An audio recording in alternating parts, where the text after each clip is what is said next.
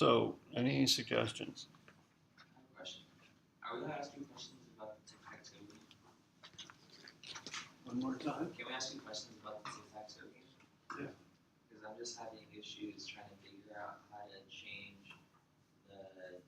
Basically, I made it as a character variable inside each box, and I'm trying to figure out how to make it so when I put the players, get the players' input to change that, and then do I have to see out the new box basically?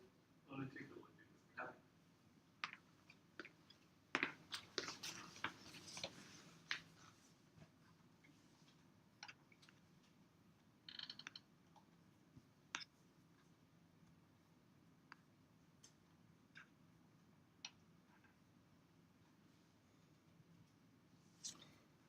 All right, so we'll take a look at, Dustin, your tic-tac-toe problem code. It's under application. I have an extra one.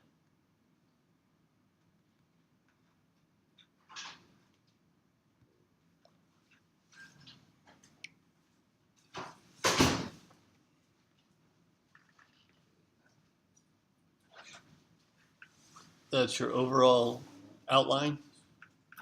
My outline's a little lower, but yeah. So I just see out of every line, and I'm trying to figure out when I get the player's input, how to change it, and to rotate it between each player. So you know the first player will be X, and the second player will be. Oh, you're just getting started here. Yeah, I just figured out. It took me forever to figure out how to make the grid. Yeah, so you got this working. Let's take a look at the grid.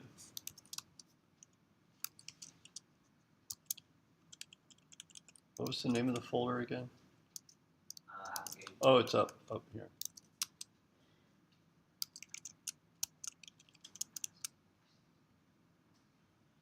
Is it homework? Yeah, homework, application.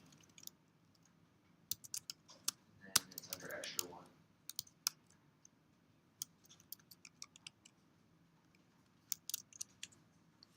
So it looks good. That's good. But you want to get rid of this line here, right? Okay. Just comment it out. Probably don't need to comment it out. Delete it, otherwise it's going to be garbage to look at. If you want it back again, just copy line 27. So it looks great. So what's your next? So, you know, what I recommend here is that you develop this in a sequential manner, which you are, right? So you have it printing the board right now.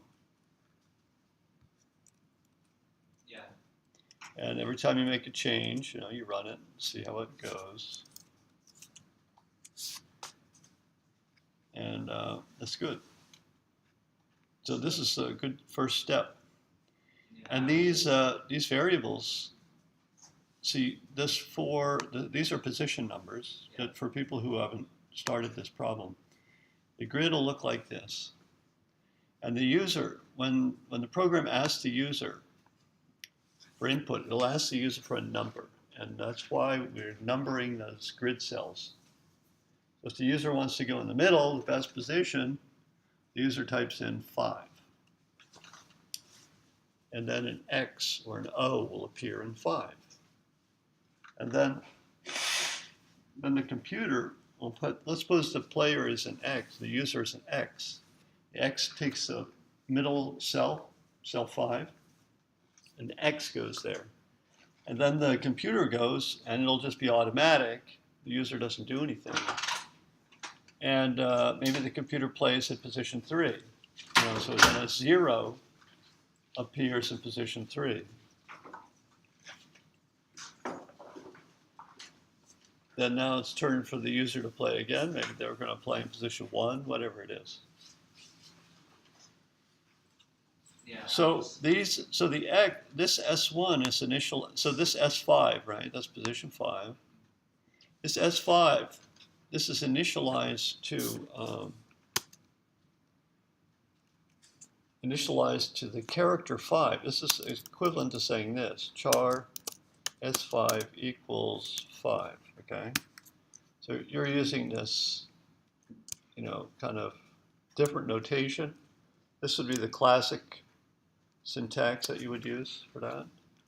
And notice this is a char, it's not a string, so you don't use double quotes, you use single quotes because it's a single byte character. And that as you play the game, when the user selects, say, S5 as their location they want to play, you would then store an X into S5. So it would look like that. And then when the user, say the computer plays into, say, position 7, it'll look something like this. It'll look like S7 equals O.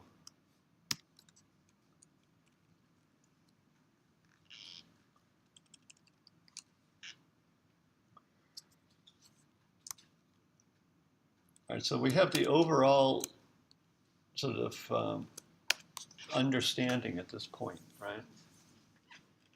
So what's the next tiny little step of development you can do? What little bit more can you do?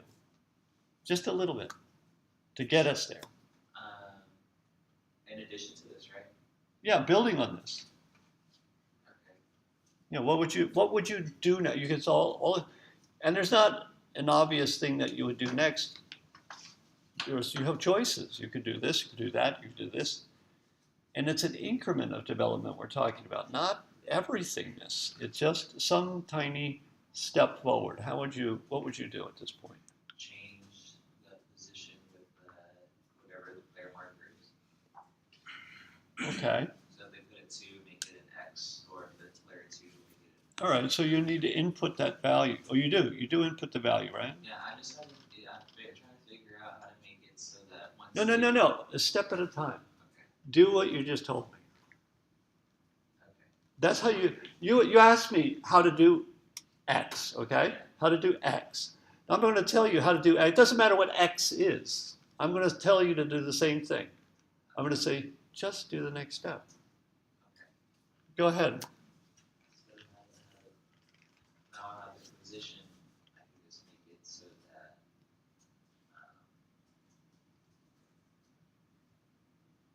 S. Oh, shoot, the position. So. Well, wait a minute. I'm the user, okay? I'm going to pick 5. So what are you going to do? I typed in 5. Change 5 to the user's Huh? input. Change 5 to the user's. Yeah, go ahead. Let's do it in code now. It doesn't have to be perfect. Just your shot. Just get close to it. It's not like you don't get a hole in one in golf. You just have to get a little closer there. And you play around a bit, see if you type something out, see if it half works. So position. So another position. See, the next time you print the grid, you want to print an X here. Yeah. So I don't want to see out the entire grid again. Yeah, well, first you modify, huh? Can I put the grid as like sort of not like a variable? So whenever I say see out X, or whenever I say see out A, it'll print out the full grid. So I have to. Well, yeah. Well, that's a function. Yeah. So The printing of the grid goes in a function, and then you just call the function. Okay, so I need to put. Maybe that's easier to do next. Yeah. Okay. So Let's do that. let's put the grid in the function. So, Do you want to define the function above main or below main? You can't define it inside main, not in this language. so does that mean I just move the? Actually, I can just copy the grid.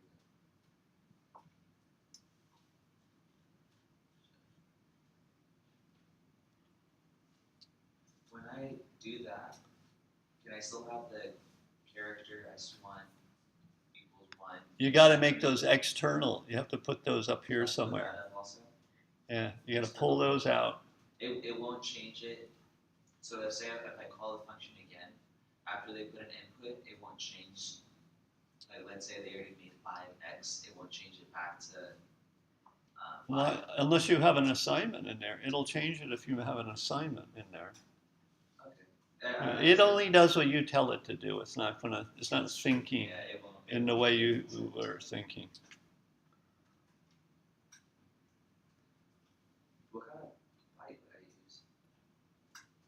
Because if I wanted to make it A, this, but what byte would I use? A double? To store this whole entire function. You can use S1, S2 like you have it. This is okay. Just leave this alone. These are 9 variables declared. And I'm just going to straighten it out there. There you go. Now I got them. That's the indent level. They're not inside anything. They're global variables. That's called a global variable. There's 9 global variables, S1 through S9. You can use that.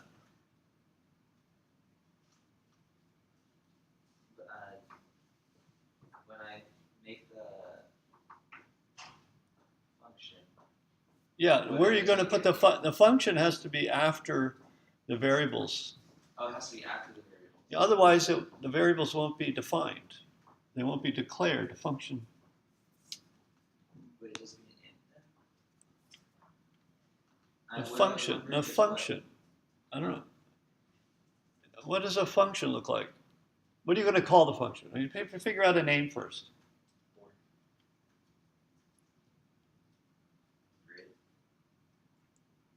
Grid? Doesn't sound like a function. It sounds like a variable, grid. How about print grid? That's an action. That's a verb, right? That is right. So functions tend to be verbs, not nouns. A variable would be a noun. A function would be a verb. Yeah, that's what I was wondering. What do I put next to it? Like, if I wanted to name a grid, what do I put next to that? Yeah, it's print. That's right. Yeah, there's print grid. And then you can, well, there's 2 approaches here. I'm going to tell you the 2 approaches. I'll show you over here, okay? Hold on there. This is great. What we're doing here is what you got to learn how to do. All right, I'll do this in parallel with you, and you can watch. So we have a function called print grid. Now it has arguments, right? And it has a function body. Something goes in the body, something goes in, and it has a return type. So that's 3 things we have to figure out: the return type, the arguments, and the function body. And in main, we're going to end up calling that thing, right? We're going to call it print grid. And then when we call it, we're going to pass something in there. So the easiest thing to know right off the bat is, what do you think the return type is going to be? String. What's it going to return? The string to print? Oh, you could do it like that. Oh, so you're thinking to do it like this?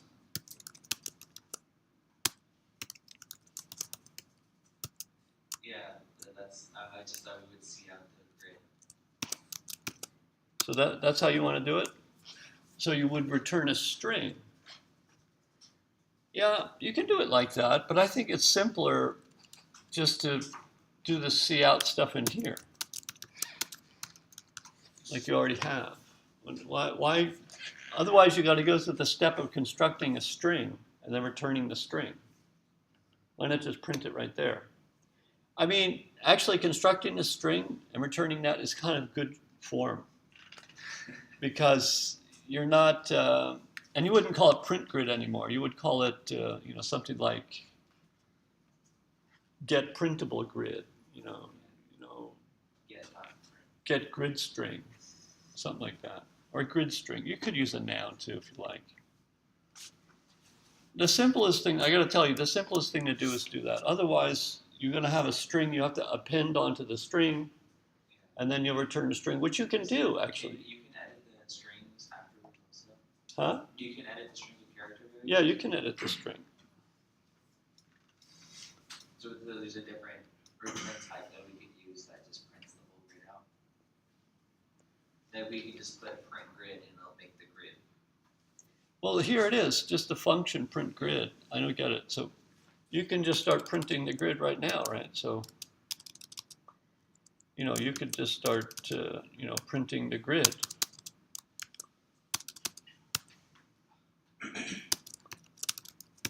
But I mean, this is just, I think, the easiest way to do it. I want to avoid returning a string because it's just a lot harder. And this is a lot easier.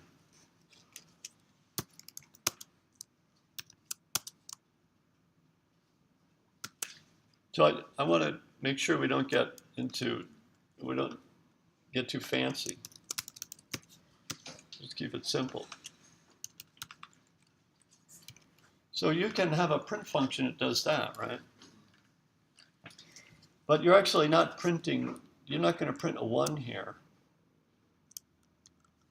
What you want to print is your S1. Same with 2. Watch this.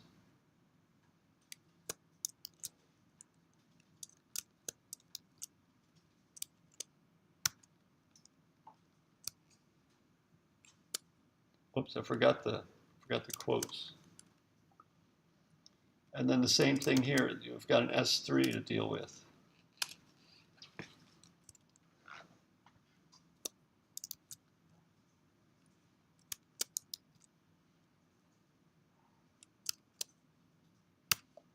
So I messed that up.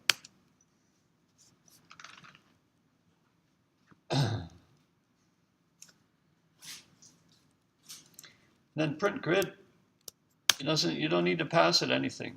I mean, you could. So this doesn't, you don't return anything. It doesn't even take an argument. Unless you want to pass in the S1, S2, S3 like that, you can do it like that, actually. We can try it like that. This approach here, which is okay for a small problem, but maybe not good for a bigger problem.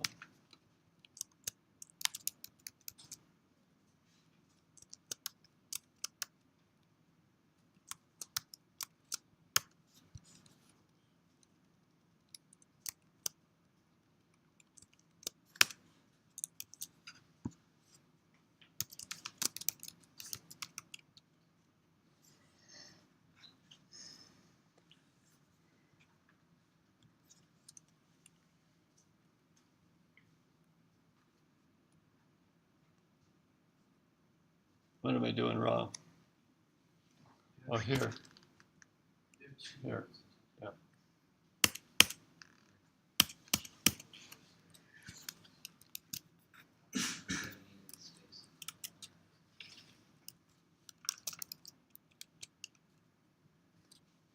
See that? And after a print grid, let's suppose we change S2 to X, see? And then let's print grid again. See that? Just pretending like we did a move.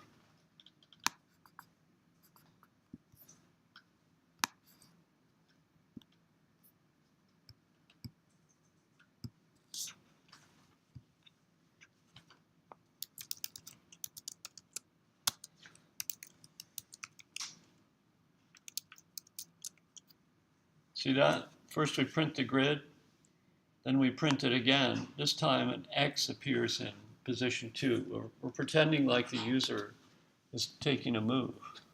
So you just have a function here. These are global variables. We could, if we want, we could change this so that we could take these, character variables, and they would have to be references. You could do it like this. Something like that. It could be references. Yeah, and then you could define these. If you passed them in like this, if you pass the variables in like this, you could then move this. You could put that inside main now, and then when you call grid, When you call a grid, you have to pass in S1, S2, S3, like that, see? So would it be more simple just to keep it the way it was before without declaring it inside? Well, it depends. For the small program, it's simpler. Let's test this. But for a bigger problem, see, it's bad form. See, it works exactly the same. It's bad form to make global variables. Because when the program gets large, the global variables start interfering with each other. So it's better to hide them away. It gives them more narrow scope.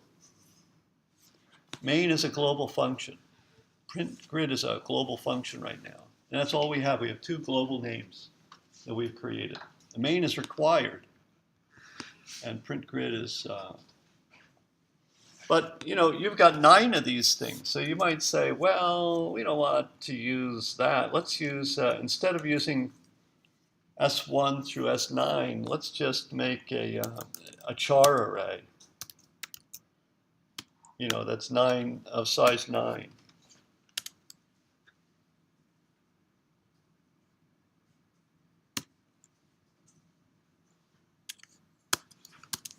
I should do it like this.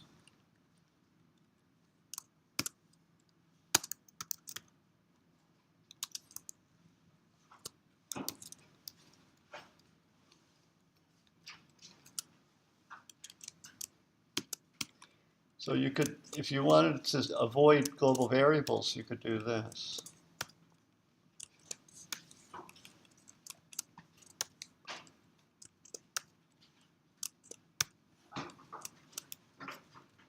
Now we don't need these chars anymore. And now all we have to do is pass in this char array.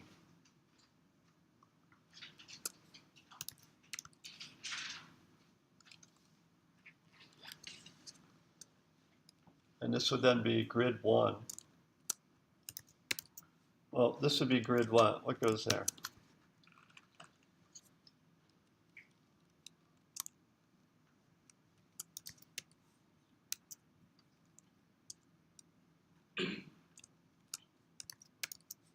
What goes there?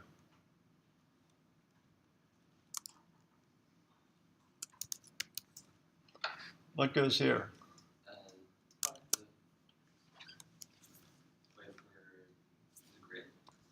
What goes? Yeah. What goes there? Position. Yeah. What position is that one? S1. Yeah. I mean, in the array, in this array, what position? Oh. Should be that one. What's that position? 0. Very good. 0. And the next one? 2. I mean 1. 1. Yeah. Yeah, confusion. 1 off. That's okay. 1 off's all right. You just have to know you're 1 off. All right, so here's the other approach. Grid is now, it's not a global variable, it's just a single array. Now we're passing around a single array instead of 9 separate variables.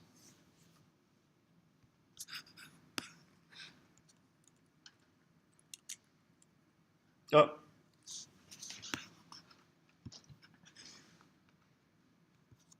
This would be grid of what? That's in the middle there, right? That's this one. It's confusing because it's 1 off.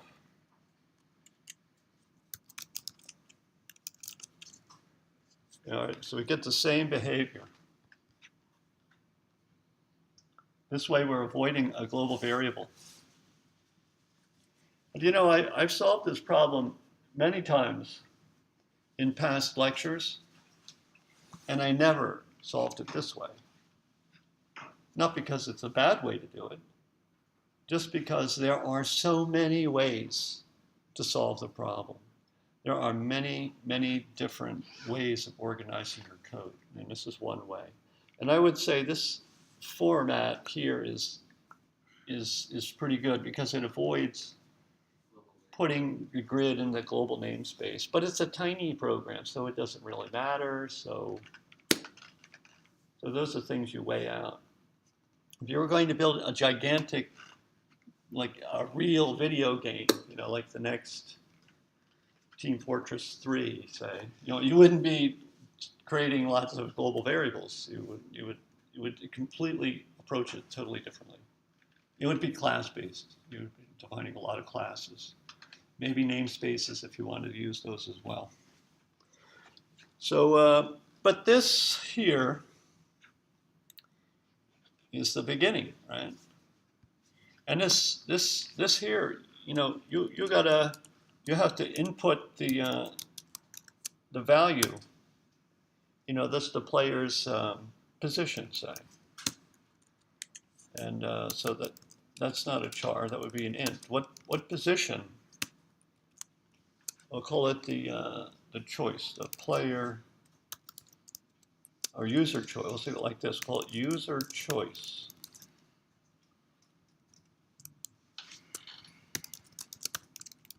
So we ask the user to do something. You know, what position do you want? Read it in, and now, you know, you've got the user choice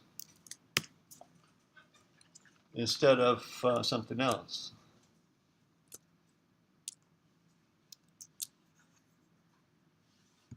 See how I'm doing it? I'm just doing it at a piece at a time here.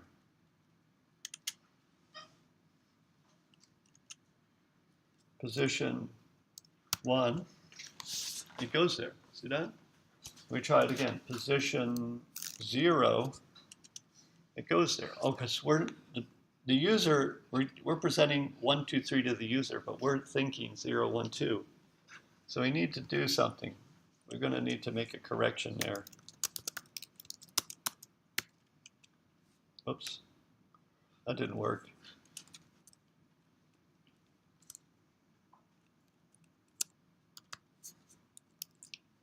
No, we got to add to it, right?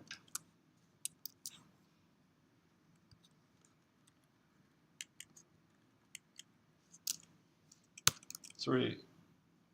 That didn't work. Oh, no. I got that wrong. It's subtraction, sorry.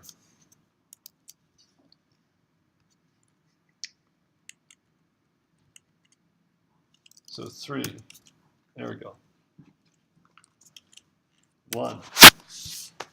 Of course, 0 doesn't make any sense, right? 0, it's writing into memory that we shouldn't be writing into. So you have to, when the user enters a number, you've got to check it, make sure that it's correct. And what happens if the user enters a number that's an invalid location because the computer played there, or the user played there in the last turn? So you can only accept valid moves from the user, so you have to check for valid moves. So you've got a lot of work to do. Make a rule basically for the valid move. Yeah. You know, the way that I recommend you do this problem is write a function for everything. So you're going to have a function for valid move. Is valid move. And that'll be, you know, and I'll say position. So, you know, I'll return, I'll do it like, I'll make it easier to understand. If grid, oh, well, we have to pass the grid in here, don't we? So here's the problem with using this. If the grid is non-global, we have to pass it around. So if your grid of position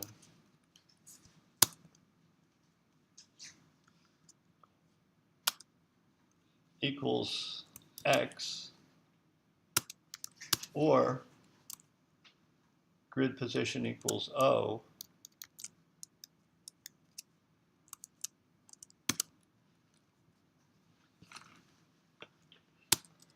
or position is less than 0, or position is greater than 8. Did I get that right? So it's 0 through 8. This is position 0. This is position 8. If the position value, but actually we should check these first, because we should not access grid position if position is invalid. So what we want to do is do these first.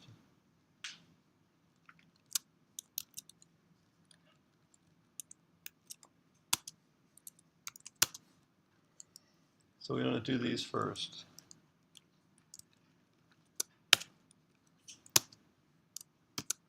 If any of those are true, return false, it's not a valid move. Otherwise, return true, it is a valid move. So these are the non-valid, if position is less than 0, also this is valid move. This position is a corrected position. This is not the user position. This is the, this is what the user typed in -1.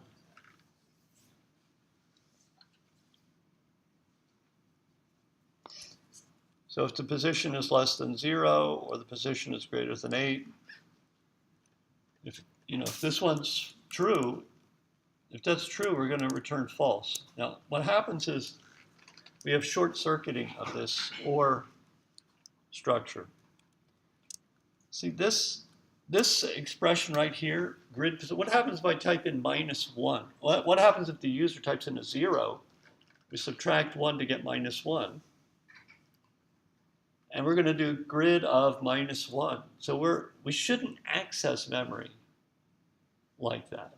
Grid of -1 is some unpredictable piece of data. Might actually be an X. Probably not, but it could be. Or it'll give us a memory error, an exception. So before we evaluate this expression here, we got to make sure that the position is valid. Now let's suppose position is -1, okay? That piece of this Boolean expression, I said the Boolean expression, this entire Boolean expression right there, okay? This entire expression is going to be true if the first one is true. If the first one is true, the whole thing is going to be true, because all of these can be false. But if the first one is true, then the whole thing is true.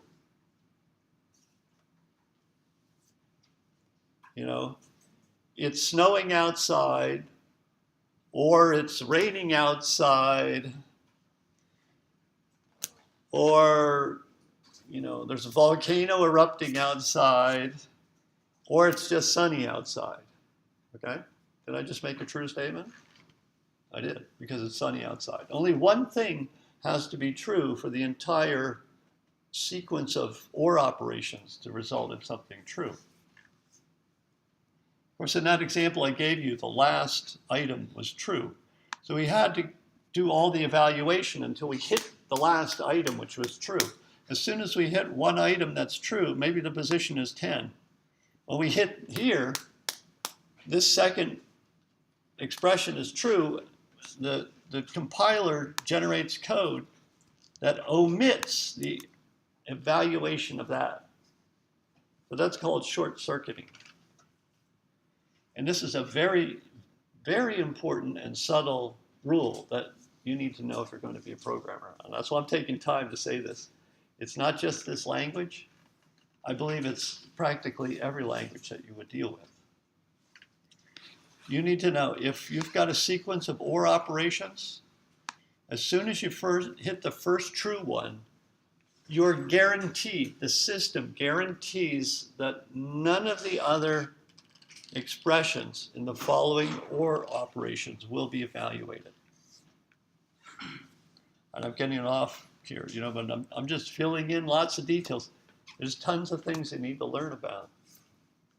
And this little piece of information I'm going into now might seem obscure to you. But if you become a programmer, there will be a day when you have to deal with this. And it might end up taking you a long time. If you have a bug that's related to what I'm talking about, it's going to take you a very long time to realize what the problem is. So most of us learn the hard way. You know, that rule that I just talked about, I didn't like read it in the book and then remembered it. I had to deal with a problem that was a real problem that I struggled with. And now I was like, wow, I really learned that lesson because I spent hours or days sometimes. And I was like, oh, it's just a language feature that I didn't remember? Oh.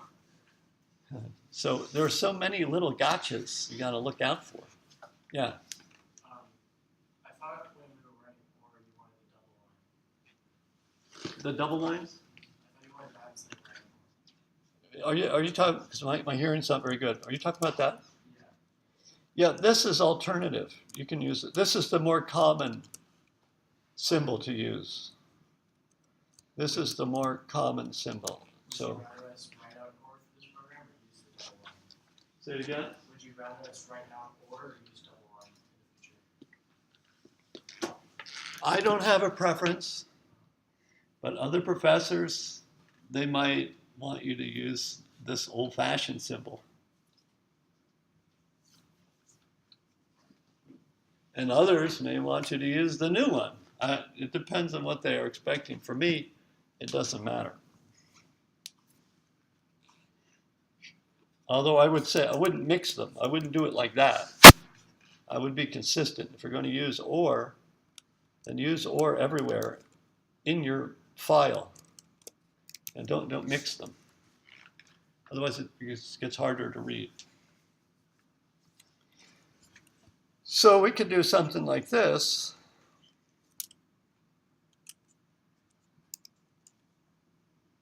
We could do, watch this.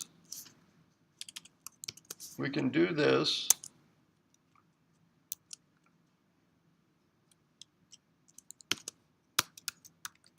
while not is a valid move.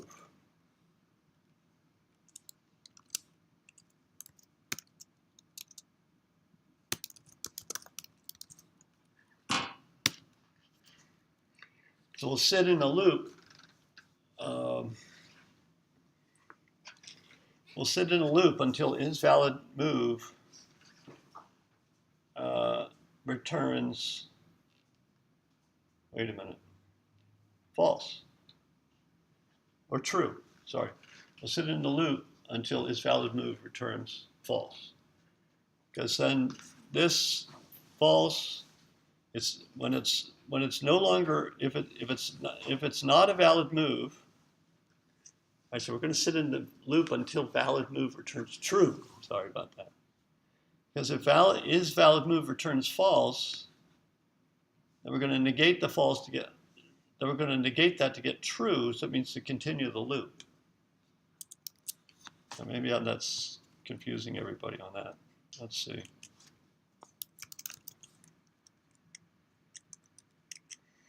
So position, I'll put in a 0 because that's invalid, right? So it just waits for another one. And I'll put in a 9, that's invalid, see? Or is that valid? That is valid. That's position 8. Sorry, I messed that one up. It should be a 0, that's invalid, or say 11, that's invalid, right? 10 is invalid.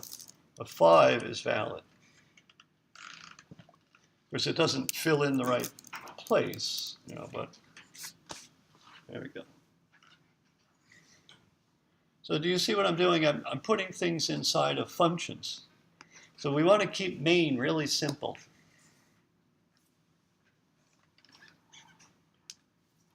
Also, if you want to make things a little easier to manage, because it is a tiny program, just make this grid global.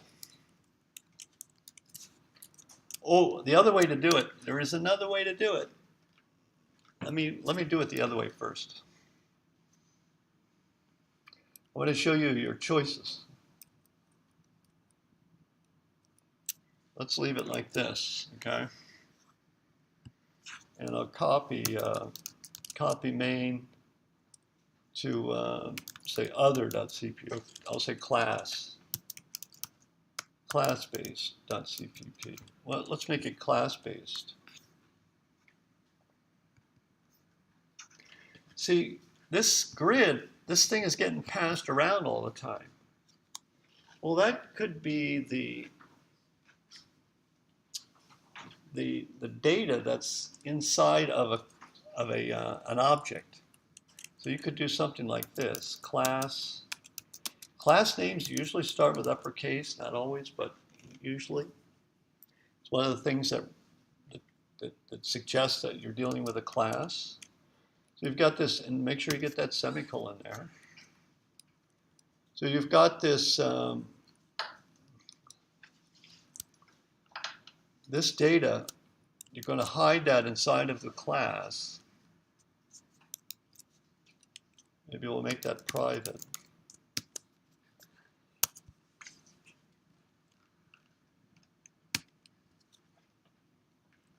And then you'll have functions here that are public.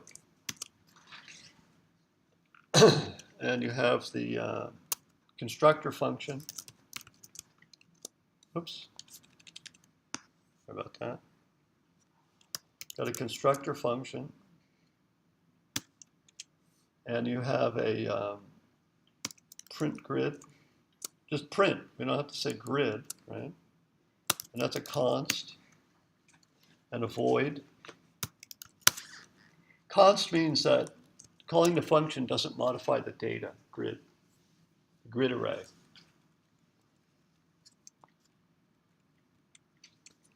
And then we have isValidMove as a bool. IsValidMove takes a position. That's also const, by the way. That doesn't modify anything. And then maybe you have another one which is to move. So it's so I'll do like say player move.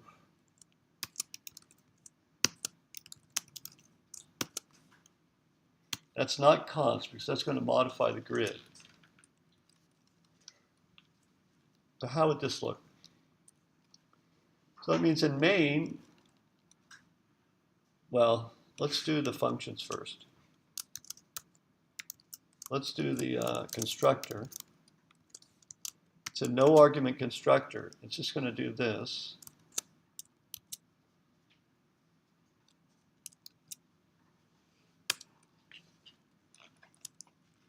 I don't think I can do that. I don't think this works. I can't do this, can I?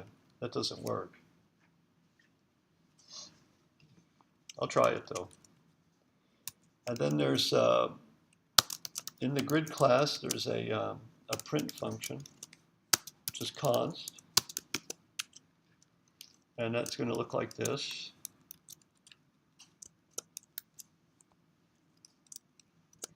The isValidMove, that's also, I'll just do it like that. This is now a function of putting it in the grid class. And see, because this grid data is in the grid class, you can omit that, see. The rest of that is good code there. And now an equivalent program would look like this. We're going to create our grid object. Then we're going to call print on the grid object. There it is. Takes no arguments. And we're going to ask the user to enter in a number. While grid.not grid isValidMove. The grid is the internal data now. It's not being passed around. And this one here we'll have to do, we're going to call player move on the grid object.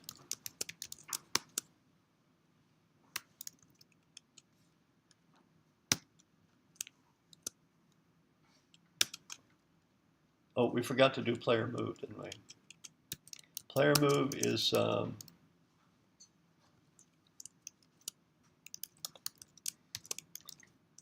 takes an integer position, and just, our grid, we just use the position to store an x. See that? So we've got this class, this data type grid. The data is stored internally. And we need a constructor to create an instance of the class, a print function, isValidMove function. See, isValidMove takes us an argument, the move you want to make. You don't have to pass in grid anymore because that's internal data to the object. Player move.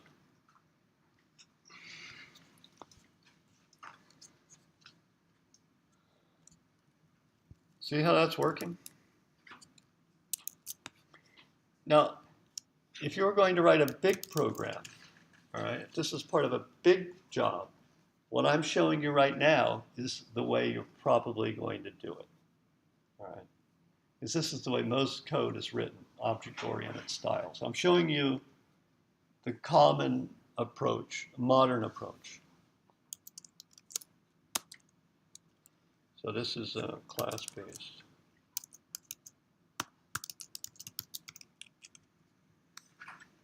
Yeah, this, I was afraid that wasn't going to work.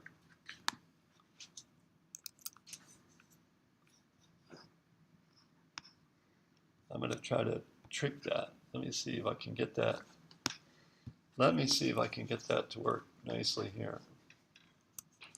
I'm going to just try. I'm going to go for broke here. Never tried this before. Is that going to work?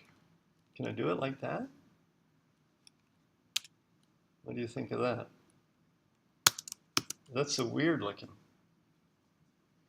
Let's see if that works. I've never done that before. That's not going to work. Or did it work? It's only available in C++ 11. You know what? Let me just do it the brain dead way here.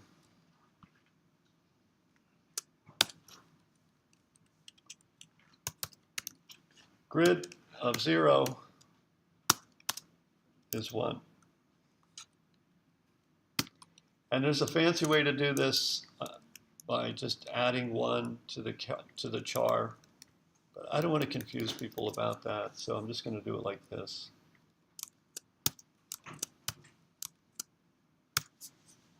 Yeah, let me do it. Should I do it the fancy way? You want to see the fancy way? Maybe not. Everybody's lost, right? Tell you, you got to kind of do this yourself. That's the way it is. So, grid 9 does not exist. It only goes up to 8. This is 2, 3, 4, 5, 6, 7, 8, 9. So we want the numbers to go to 9. So the grid position goes to 8. Hopefully that's going to compile. It does not.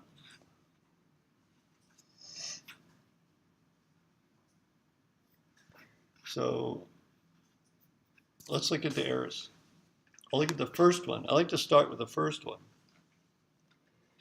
isValidMove, which takes an int, does not match any in-class grid. So it's saying, the function I'm defining here in line 36 doesn't match anything that's declared in the class. Here's line 36, right there.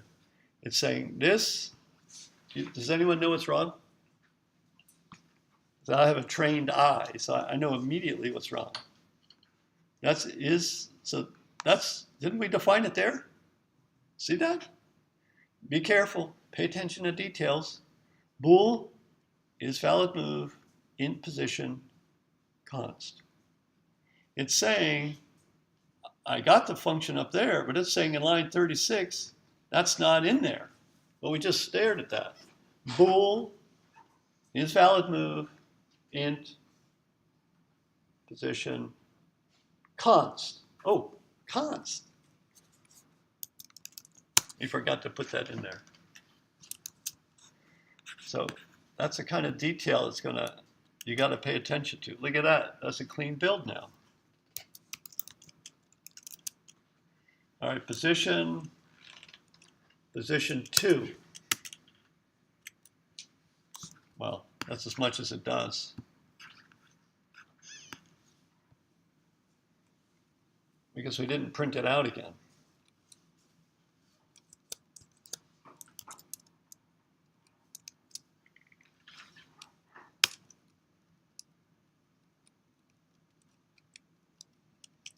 See here, we're going to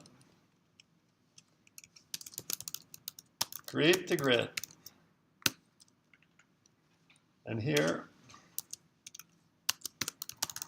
let the user move.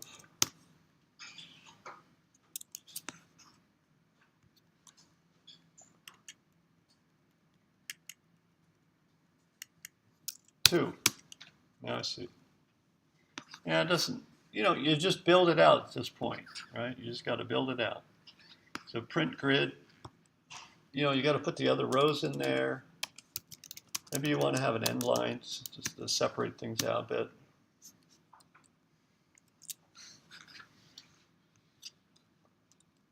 You got to get the other rows in there.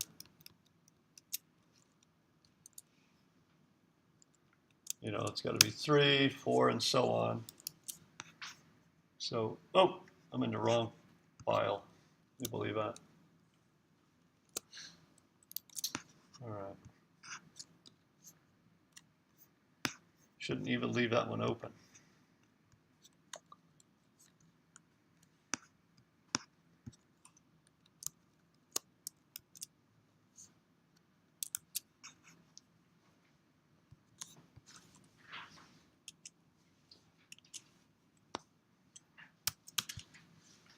Anyway, so just incomplete. I didn't do that. You see the idea there? Yeah. Now, to start the loop for the game process, would you start it when you initiate for the player to take their position?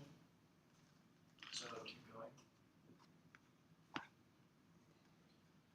So this loop process here. Now in this whole thing right here is we're going to see how I made it a comment in a whole section? I would turn this whole block right here, I would turn that block into a function and just call it a function.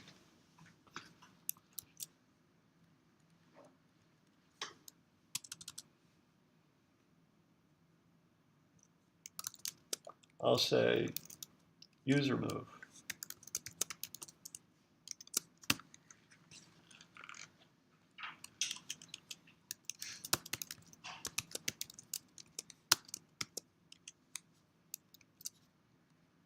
Well, I could put it in as a, do we want to make it a, I guess we could put it in as a member function. So it do grid.userMove. Then I don't need that comment anymore because you can see what it is, grid.userMove. And then userMove is going to be up here. Am I answering your question? So now, do you see, now that we did that, we can reason about main more easily.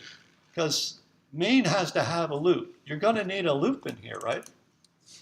You're going to need a loop. You're going to have to do this stuff over and over again somehow with other things around it.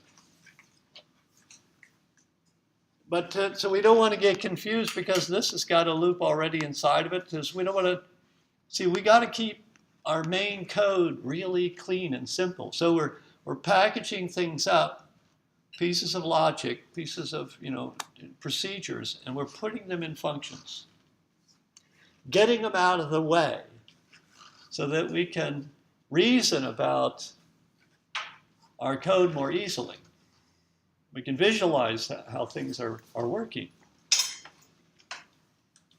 So this loop, loop is not a good one. Maybe we'll use something like a while loop, and I'll just start with true because I'll make it infinite to begin with, and then later maybe I'll put another a condition in there, maybe not. Maybe I'll have a, if something, then break from the while loop, we're done, right?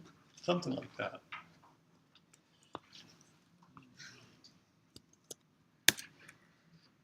And see, after the user move, well, maybe what we're going to do is do the computer move.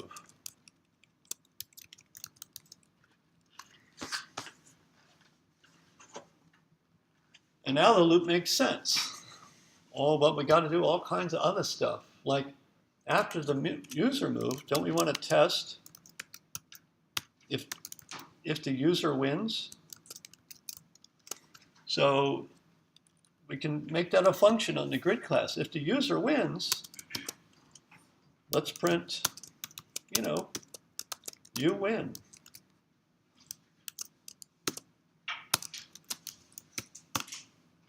And then we can break from our loop. And we have to do the same thing with the computer.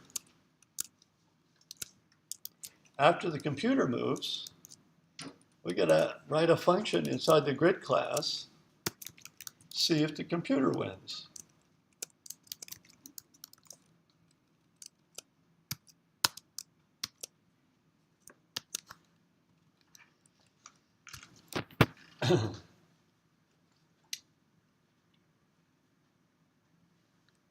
Oh, but what about a tie? Well, we got to have to check for ties. So you got to add that function in there as well, right? If tie, like,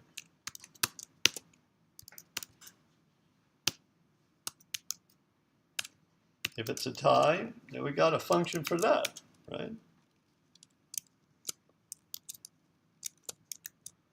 And tie game.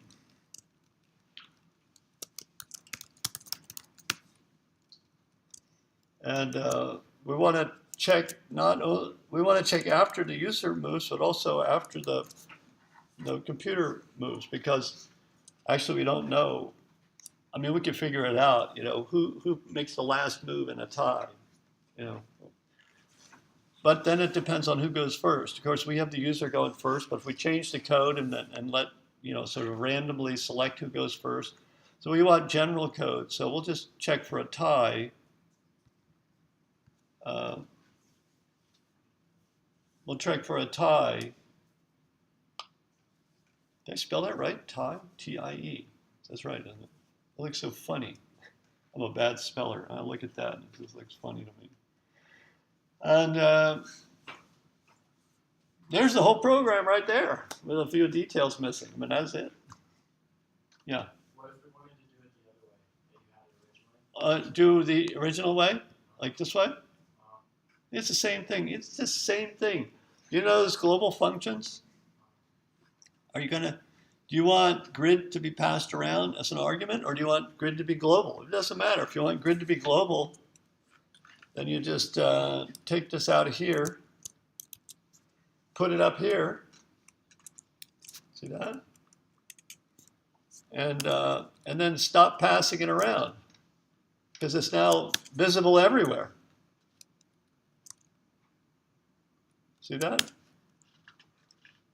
So we don't have to pass that in anymore. And also, all of the functions that I defined in that other version of the program, you just have your version here.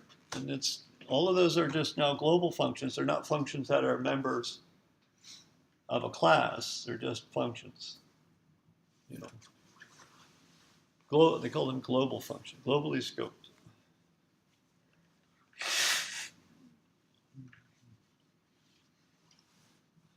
Or you could have left the grid in there. I mean, you could have done it that way too. And the same thing, you just have all the functions. You don't have an object.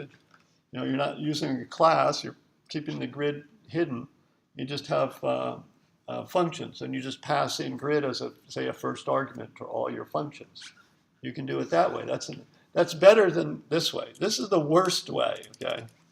For a little problem, this is okay. But normally, you don't have little problems. Normally, you're working on a program that's gigantic. So the next best thing you could do is to create grid inside main and pass it to your functions. So it's no longer global.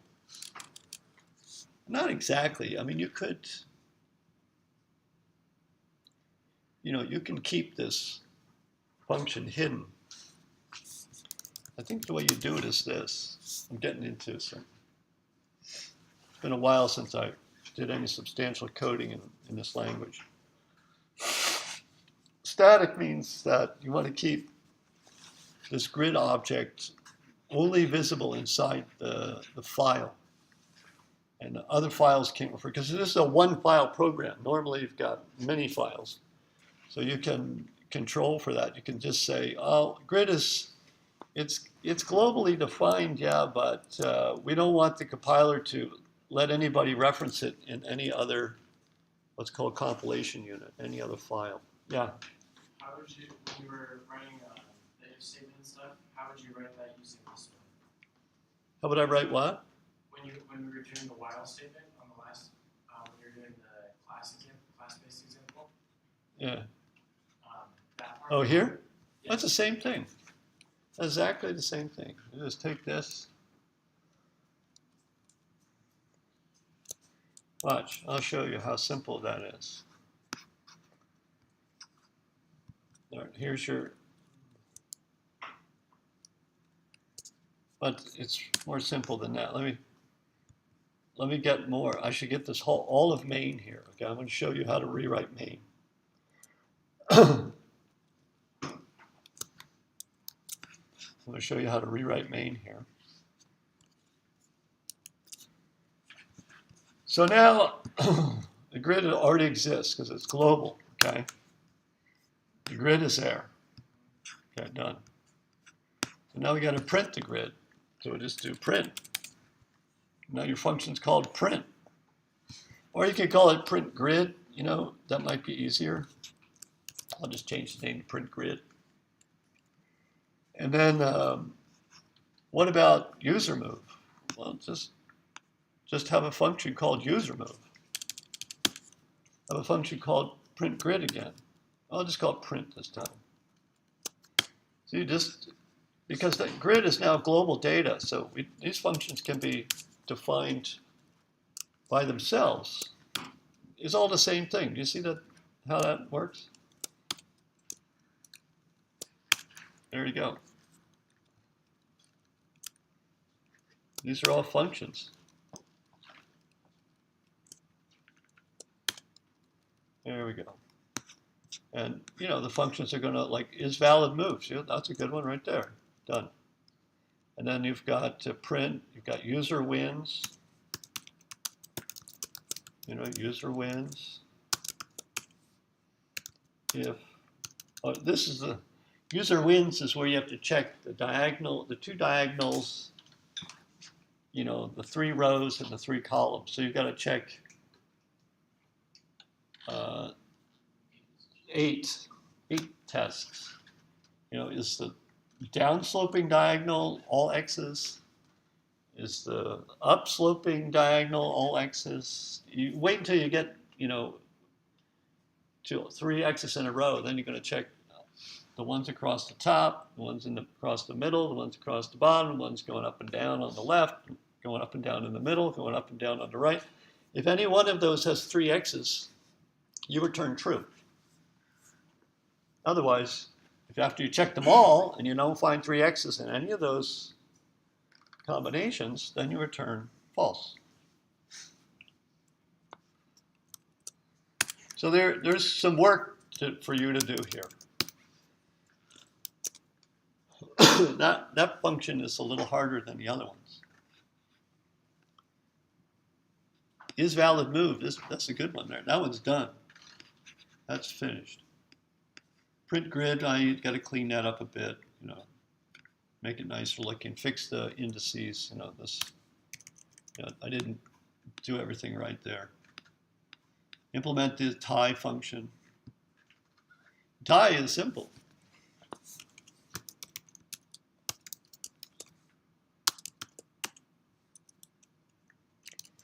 If you have to check all 9 squares.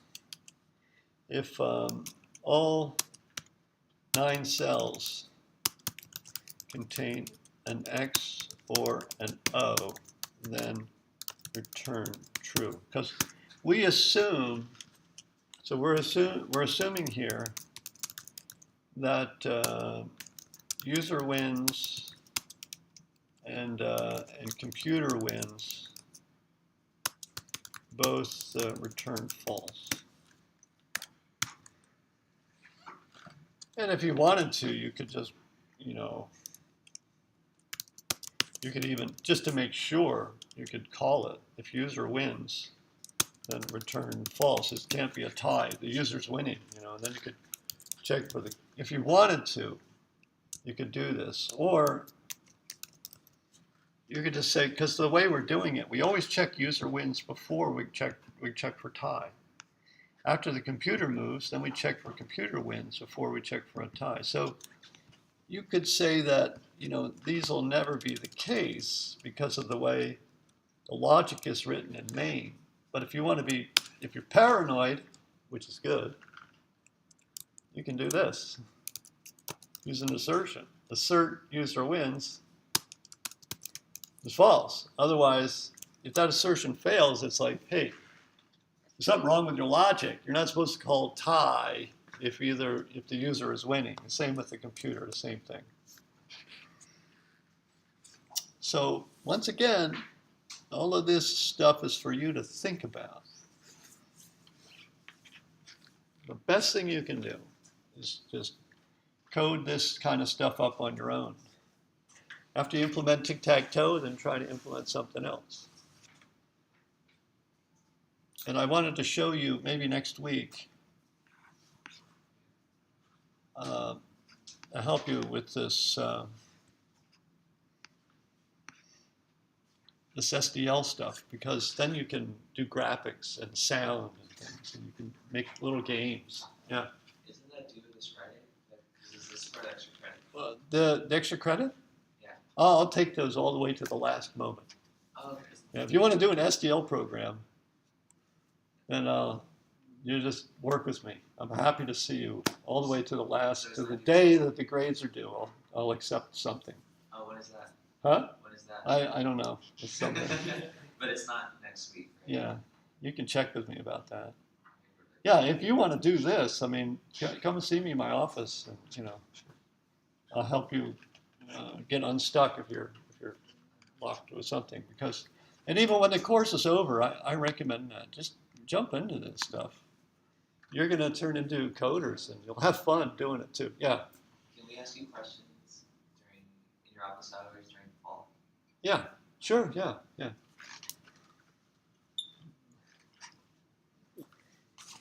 All right. Good. I got that lecture in. Thank you for getting me to do this. I wanted to talk about this. So that's it. That's it for today.